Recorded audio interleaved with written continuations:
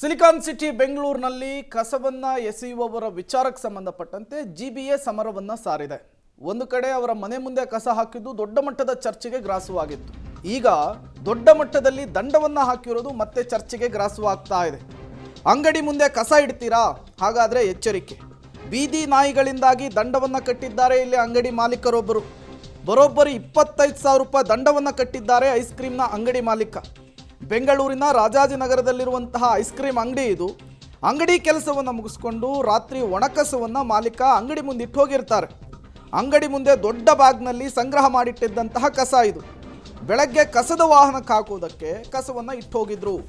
ಆದರೆ ರಾತ್ರಿ ಕಸವನ್ನು ಚಲ್ಲಾಪಿಲ್ಲಿ ಮಾಡಿಬಿಟ್ಟಿದ್ವು ಬೀದಿ ನಾಯಿಗಳು. ಬೆಳಗ್ಗೆ ಮಾರ್ಷಲ್ಸ್ಗಳು ರೌಂಡ್ಸಿಗೆ ಬಂದಾಗ ಮಾಲೀಕನಿಗೆ ಫೈನ್ ಹಾಕುವಂತಹ ಕೆಲಸವನ್ನು ಮಾಡಿದ್ದಾರೆ. ಅದು ಎಷ್ಟು ಫೈನು? 25,000 ರೂಪಾಯಿ. ನೋಡಿ, ಬೀದಿ ನಾಯಿಗಳು ಕಸವನ್ನು ಯಾವ ರೀತಿ ಚಲ್ಲಾಪಿಲ್ಲಿ ಮಾಡ್ತಾ ಇದ್ದಾವೆ ಅಂಥೇಳಿ. ಈ ಬೀದಿ ನಾಯಿಗಳ ನಿರ್ವಹಣೆಯನ್ನು ಕೂಡ ಜಿಬಿಎ ಕರೆಕ್ಟಾಗಿ ಮಾಡ್ತಾ ಇಲ್ಲ. ಅದಕ್ಕೂ ನನಗೂ ಸಂಬಂಧ ಇಲ್ಲ ಅನ್ನುವಂತಹ ರೀತಿಯಲ್ಲಿ ವರ್ತಿಸ್ತಾ ಇದೆ. ಈಗ ಅದೇ ಬೀದಿ ನಾಯಿಗಳು ಮಾಡಿದಂತಹ ಎಡವಟ್ಟಿನಿಂದಾಗಿ ಅಂಗಡಿಯ ಮಾಲೀಕನಿಗೆ 25,000 ರೂಪಾಯಿ ದಂಡ ಹಾಕಿರುವಂಥದ್ದು. ಪದೇ ಪದೇ ಕಸದ ವಿಚಾರಕ್ಕೆನೆ ಈಗ ಚರ್ಚೆ ಗ್ರಾಸವಾಗ್ತಾ ಇದೆ. ಯಾರ್ದೋ ತಪ್ಪಿಗೆ ಇನ್ಯಾರಿಗೂ ಶಿಕ್ಷೆ ಅನ್ನೋದು ಇದಕ್ಕೆ ಅನ್ಸುತ್ತೆ. ಬೀದಿ ನಾಯಿಗಳಿಗೆ ಫೈನ್ ಕಟ್ಸಕ್ ಆಗಲ್ಲ, ಅವಾಗ ನೇನು ಹಿಡಿದು ಫೈನ್ ಹಾಕ್ಸಕ್ ಆಗಲ್ಲ. ಹಿಂಗಾಗಿ ಅಮಾಯಕ ಮಾಲೀಕನಿಗೆ ಮಾಡಿಸಿದ್ದು ಎಷ್ಟು ಸರಿ ಅನ್ನೋದು ಪ್ರಶ್ನೆ. ಏನಂದರೆ ನಾವು ನೈಟ್ ಟೈಮು ಇಲ್ಲಿ ಗೇಟ್ ಒಳಗಡೆ ಇಟ್ಟರೆ ಇದಾಗತ್ತೆ ಅಂತ ಆಚೆ ಇಡಿ ಅಂತ ಆಟೋದವ್ರೆ, ಗಾರ್ಬೇಜ್ ಆಟೋದವರೇ ಹೇಳಿದ್ದು. ಅದನ್ನು ನೀಟಾಗಿ ಪ್ಯಾಕ್ ಮಾಡಿ ಕಟ್ಟಿ ಆಚೆ ಇಟ್ಟಿದ್ವಿ. ನೈಟು 3 ಗಂಟೆ 3:15 ಹೊತ್ತರಲ್ಲಿ ನಾಯಿಗಳು ಬಂದು ಎಲ್ಲ ಕಸನ ಚೆಲ್ಲಾಡಿ ಇಲ್ಲಿ ಚೆಲ್ಬಿಟ್ಟಿದೆ. ಅದು ಇವರು ನೋಡಿಕೊಂಡು ನಾವೇ ಆಚೆ ಸುರಿದಿದ್ದೀವಿ ಅಂತ ಬಂದ್ಕೊಂಡು ನಮಗೆ ಫೈನ್ ಹಾಕಿದ್ದಾರೆ. ಬೆಳಗ್ಗೆ ನಾವು ಬರೋ ಅಷ್ಟರಲ್ಲಿ ಎಲ್ಲ ಇದಾಗಿತ್ತು. ನಾವು ಆಮೇಲೆ ಕೂಡಲೇ ಆಟೋದವ್ರಿಗೆಲ್ಲ ಫೋನ್ ಮಾಡಿದ್ವಿ. ಇಲ್ಲ, ನಮ್ಮ ಕಸ ಎತ್ತಬೇಡ ಅಂತ ಹೇಳಿದ್ದಾರೆ.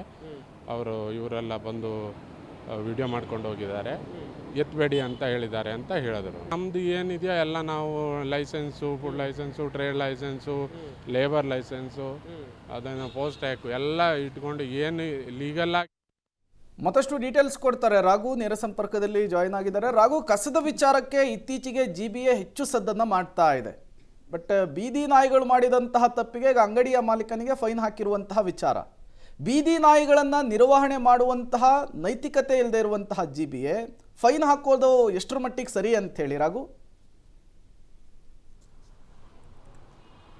ಇದೇ ಆಕ್ರೋಶ ಪ್ರೇಮ ಈಗ ಸದ್ಯ ಆ ಮಾಲೀಕ ಏನಿದ್ದಾರೆ, ಅಂದರೆ ಐಸ್ ಕ್ರೀಮ್ನ ಮಾಲೀಕ ಏನಿದ್ದಾರೆ, ಅಂಗಡಿಯ ಮಾಲೀಕ, ಅವ್ರಿಗೂ ಕೂಡ ಇರುವಂತಹ ಬೇಸರ.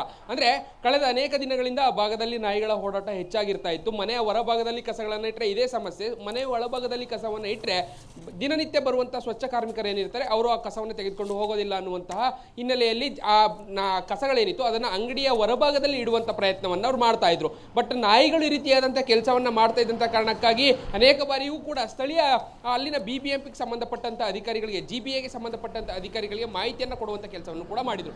ಬಟ್ ಆದರೆ ಅದು ಯಾವುದನ್ನು ಕೂಡ ನಿರ್ವಹಣೆ ಮಾಡಿರಲಿಲ್ಲ. ಬಟ್ ಮೊನ್ನೆ ಅಂದರೆ ಒಂದು 3 ದಿನಗಳ ಹಿಂದಷ್ಟೇ ಆ ಮಾಲೀಕ ಏನಿದ್ದಾರೆ, ಐಸ್ ಕ್ರೀಮ್ನ ಶಾಪ್ನ ಮಾಲೀಕ, ತಾನು ದಿನನಿತ್ಯ ಬೆಳಗ್ಗೆಯಿಂದ ಸಂಜೆ ತನಕ ವ್ಯಾಪಾರ ಆಗುವಂಥ ಸಂದರ್ಭದಲ್ಲಿ ಸೇಕರಣೆ ಆಗುವಂಥ ಕಸ ಏನಿರುತ್ತೆ ಅದನ್ನು ತೆಗೆದುಕೊಂಡು ಬಂದು ರಾತ್ರಿ ವೇಳೆ, ಅಂದರೆ ನಾಳೆ ಬೆಳಗ್ಗೆಗೆ ಸ್ವಚ್ಛ ಕಾರ್ಮಿಕರು ಬಂದಾಗ ತೆಗೆದುಕೊಂಡು ಹೋಗೋದಕ್ಕೆ ಈಸಿ ಆಗಲಿ ಅಂತೇಳಿ ಒಂದು ಕಡೆ ಅದೆಲ್ಲವನ್ನು ಕೂಡ ಶೇಖರಣೆಯನ್ನು ಮಾಡಿ ಇಟ್ಟಿರ್ತಾರೆ. ಬಟ್ ಅದೇ ಸಂದರ್ಭದಲ್ಲಿ ಅವರು ಮನೆಗೆ ಹೋಗ್ತಾ ಇದ್ದಾಗೇ ರಾತ್ರಿ ವೇಳೆಗೆ ಬರುವಂಥ ನಾಯಿಗಳು, ಒಂದು 5-6 ನಾಯಿಗಳು, ಬೀದಿ ನಾಯಿಗಳೇನಿದ್ದಾವೆ, ಅವರು ಹಾಕಿದ್ದಂಥ ಕಸ ಒಂದು ಕಡೆ ಇಟ್ಟಿದ್ದಂಥ ಸಂಪೂರ್ಣವಾದಂಥ ಕಸದ ಬ್ಯಾಗನ್ನು ಎಳೆದಾಡಿ ಅದು ಕಂಪ್ಲೀಟ್ ಆಗಿ ಅಂಗಡಿ ಮುಂಭಾಗದಲ್ಲಿ ಎಲ್ಲವೂ ಕೂಡ ಚೆಲ್ಲುವಂಥ ಕೆಲಸವನ್ನು ಮಾಡ್ತಾರೆ. ಬೆಳಿಗ್ಗೆ ರೌಂಡ್ಸ್ಗೆ ಬರುವಂಥ ಮಾರ್ಷಲ್ಗಳು ಇದನ್ನ ನೋಡ್ತಾ ಇದ್ದಂಗೆ ನೇರವಾಗಿ ಹಿಂದೆ ಮುಂದೆ ಯೋಚನೆ ಮಾಡೋದಿಲ್ಲ. ಅಲ್ಲಿನ ಮಾಲೀಕ ಏನಿದ್ದಾನೆ, ಐಸ್ ಕ್ರೀಮ್ ಅಂಗಡಿ ಮಾಲೀಕ, ಅವರಿಗೆ ನೇರವಾಗಿ ದಂಡವನ್ನು ಹಾಕೋದ್ರ ಮುಖಾಂತರವಾಗಿ ನೀವು ದಂಡವನ್ನು ಕಟ್ಟಲೇಬೇಕು ಅಂತೇಳಿ ಪಟ್ಟನ್ನು ಹಿಡಿತಾರೆ. ಸೊ ಬೇರೆ ಆಯ್ಕೆಗಳಿಲ್ಲದೆ ದಂಡವನ್ನು ಕಟ್ತಾರೆ. ಅದಾದ ಮೇಲೆ ಬೇಸರವನ್ನು ವ್ಯಕ್ತಪಡಿಸಿ ಜೊತೆಗೆ ಅವರ ಗಮನಕ್ಕೆ ತರುವಂಥ ಪ್ರಯತ್ನಗಳನ್ನ ಮಾಡ್ತಾ ಇದ್ದಾರೆ. ಇದು ನಮ್ಮಿಂದ ಆಗಿರುವಂಥದ್ದಲ್ಲ, ಬೀದಿ ನಾಯಿಗಳಿಂದ ಅನ್ನುವಂಥ ಮಾತನ್ನ ಹೇಳಿದ್ರು ಕೂಡ ಕೇಳಿಲ್ಲ ಅನ್ನುವಂಥದ್ದು ಅವರ ಬೇಸರ. Prem. Okay, thank you Raghu ತಮ್ಮೆಲ್ಲ ಮಾಹಿತಿಗಾಗಿ.